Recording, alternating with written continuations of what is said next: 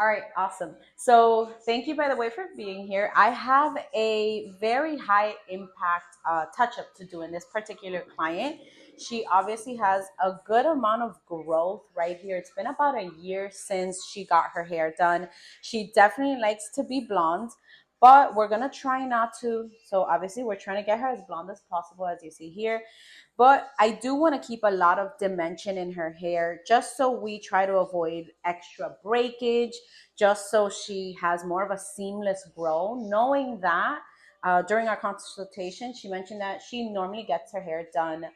Touched up once a year. So if you have a client like that, yet she likes to be very high impact blonde, I highly recommend to leave it very dimensional. For sure, make her feel towards the front around the face frame like she's blonde.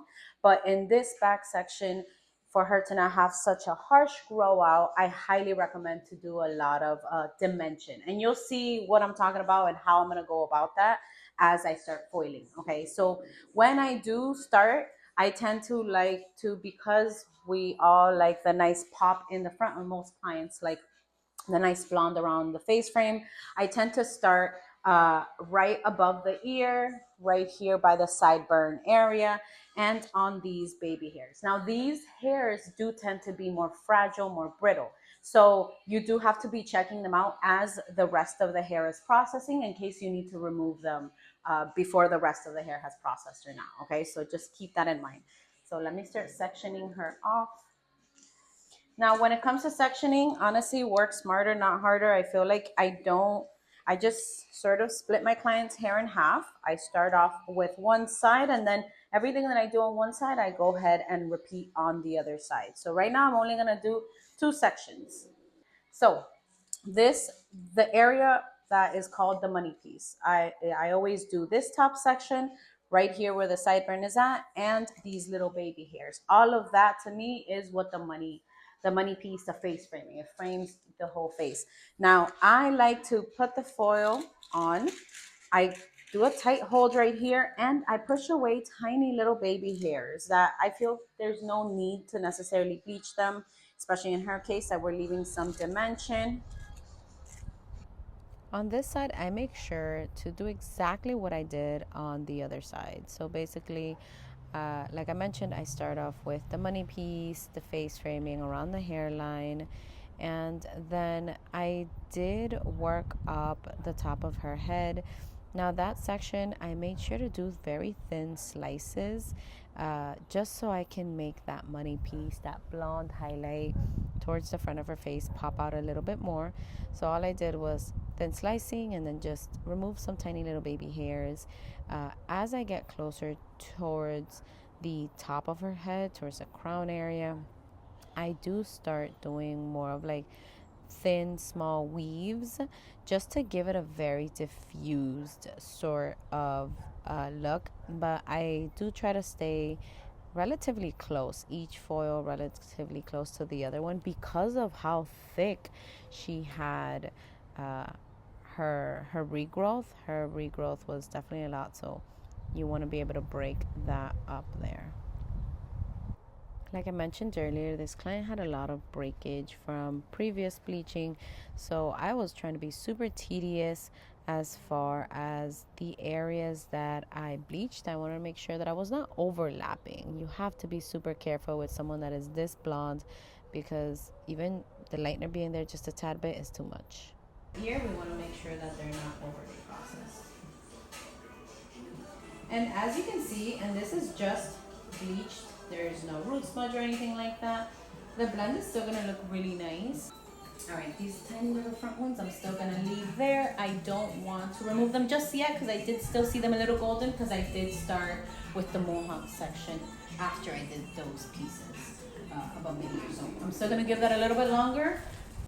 And of course, now we're playing the waiting game, basically, just making sure to remove some of the foils that have already lightened enough. Now, I did go ahead and mix up her root tap, what I was going to use as far as like her root smudge slash her root tap, as well as her toner, just so I can have it there ready while she was finishing processing. Now, of course, Everyone works differently. Now, most of the time, I do like to tone in the shampoo bowl.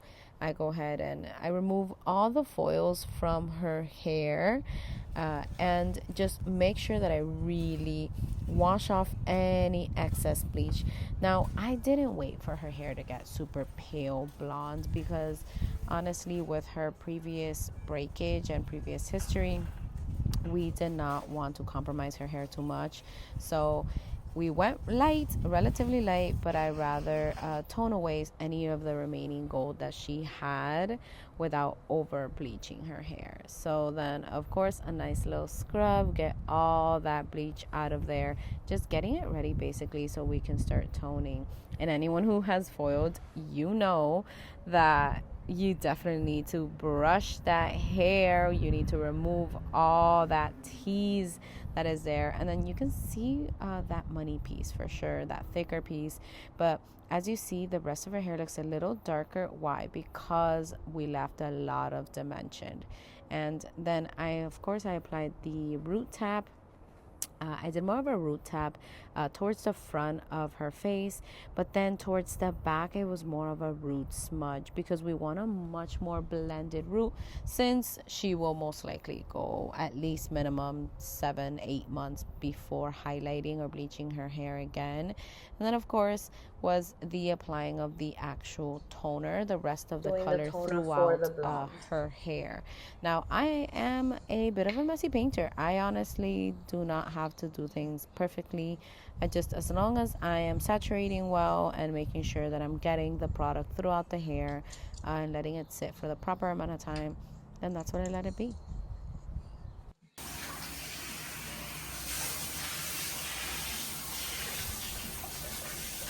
Any of my clients that have come to me and then I do balayage, highlights, any form of transition service, I make sure to use a liquid hair mask because honestly, number one, it smells amazing, and number two, you just really want to be able to balance the pH of the hair after doing such a bleaching, such a highlighting process.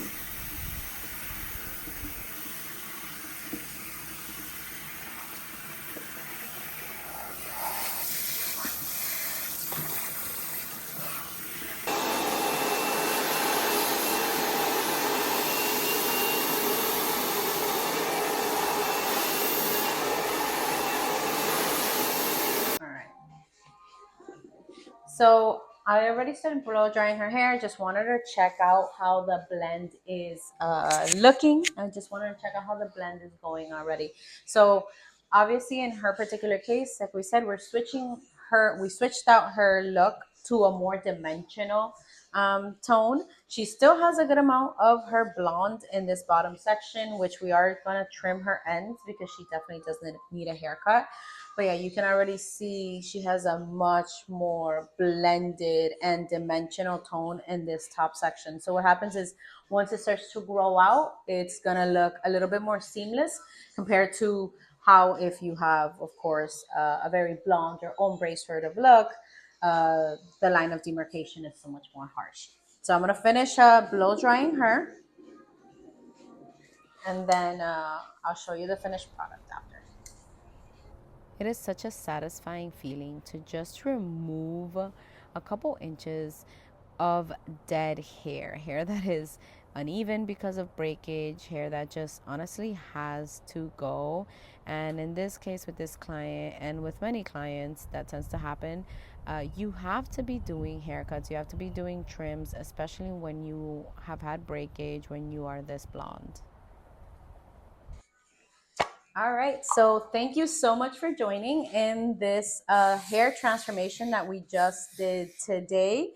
As you see, we completely changed my client's hair from an ombre sort of look to more of a lived-in balayage highlight technique. So this is something that you will see very common. Someone walks in that they have a good amount of growth in their hair, and this would be my approach to that look. So I hope that you enjoyed it. I hope that you grabbed any good tips that you can possibly use on your next client. Thank you. Till next time.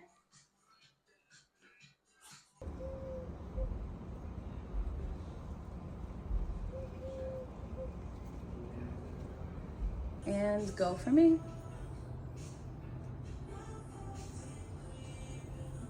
Perfect. And now the other side. Perfect. Thank you.